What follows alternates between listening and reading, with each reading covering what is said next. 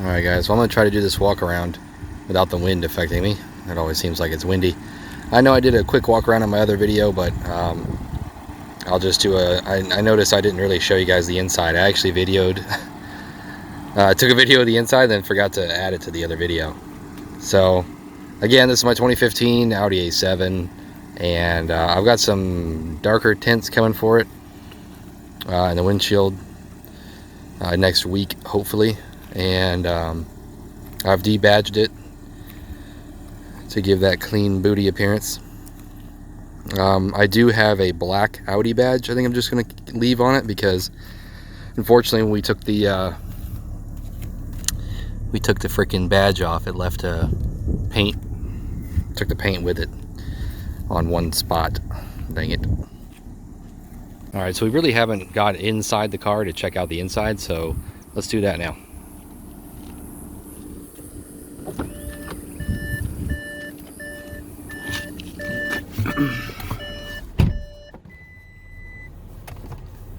Yes it is. Alright, so you know, the nice thing is the interior is put together really well. It doesn't really feel like I went down in my car in the year model, because the interior is put together really well. So I would even go as far to say better than the Hellcat.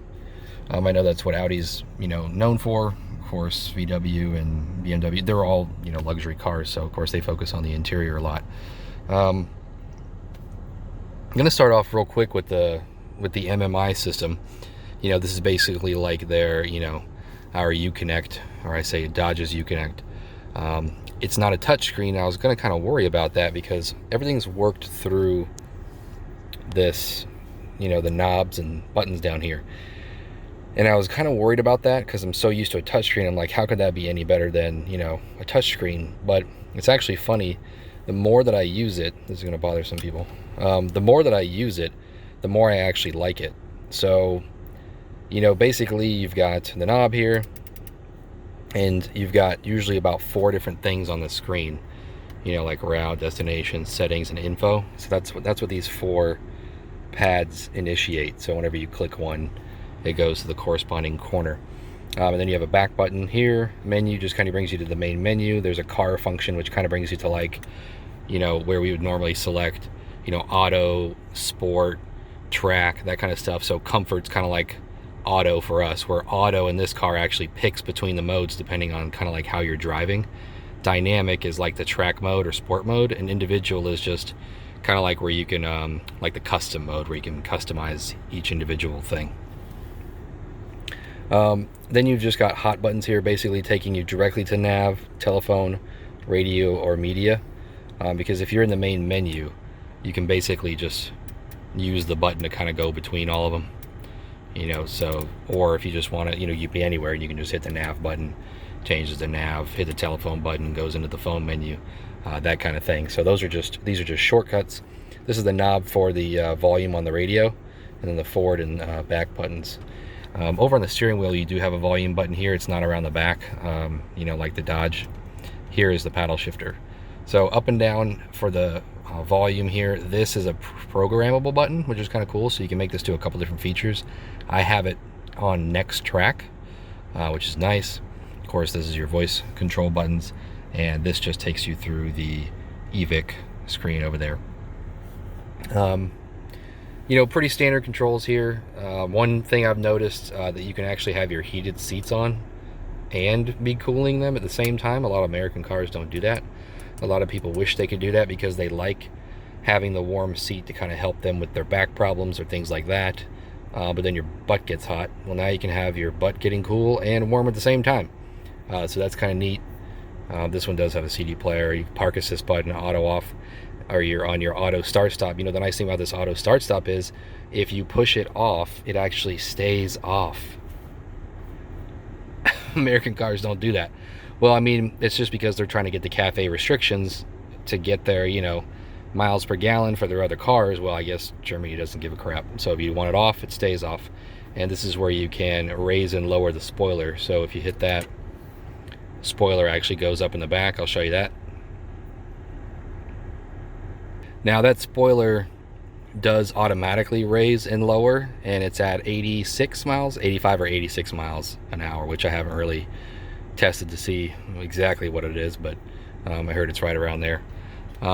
This screen does flip in and out whenever the car starts up. It has a little startup sequence, which is kind of neat. This is just an instant zero out for your, you know, miles and your miles per gallon, stuff like that. Really, it's, the seats are super comfortable. Like, they don't look like much, like they're not like, they don't look as good as like the SRT seats, but they are super comfortable. You know, one day maybe if I get an S7 or S7 or something, they've got the nice quilted interior, which is super nice. I love the way that looks. But all in all, you know, I'm not a fan of the wood grain. To be honest, I was actually seeing if I could get some vinyl to cover it. The only problem is there's a strip that goes along the dash, and that's going to be a pain, because if you see the way the dash is put together,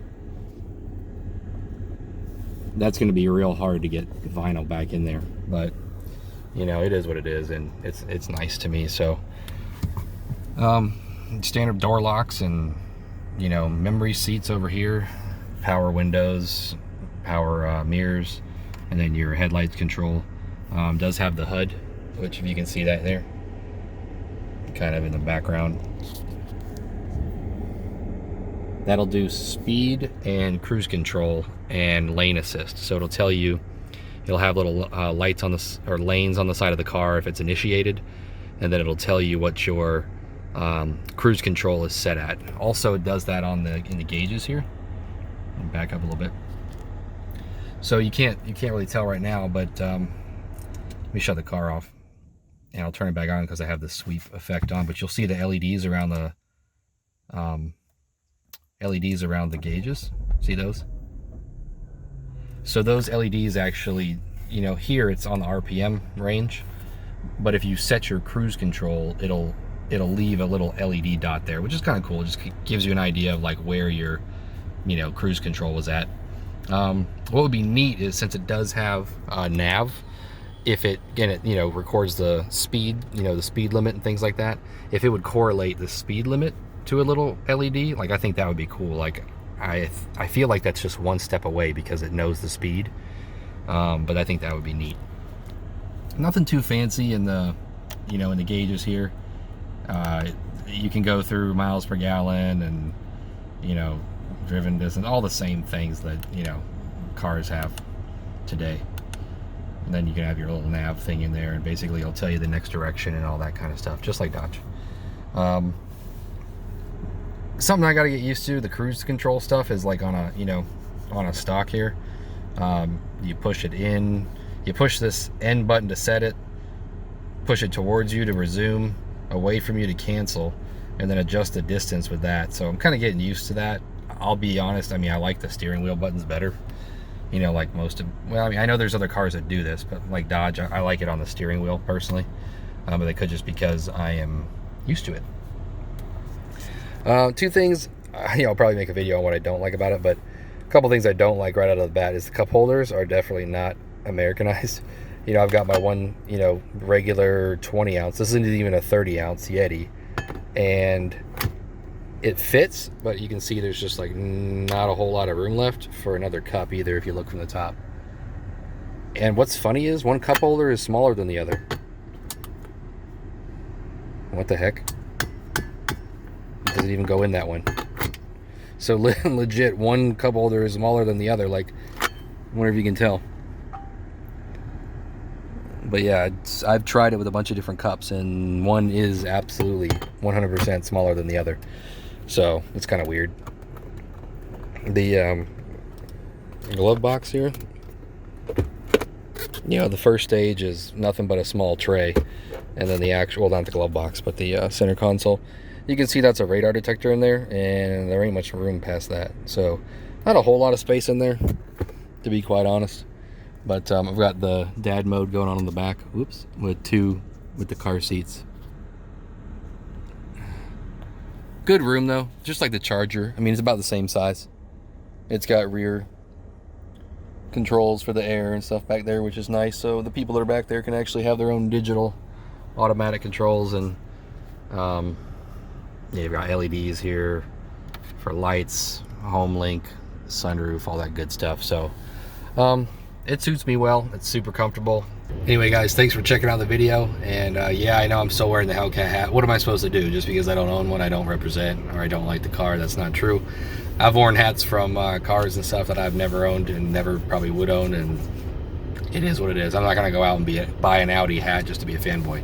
But anyway, again, appreciate you guys watching the video. If you liked it, leave a like, subscribe. If you haven't checked out some of my other videos on car buying advice, do that. And of course, if you're just swinging by the channel for the first time, got a lot of cool videos on the Hellcat that I had, so check those out as well. And I'll catch you on the next one.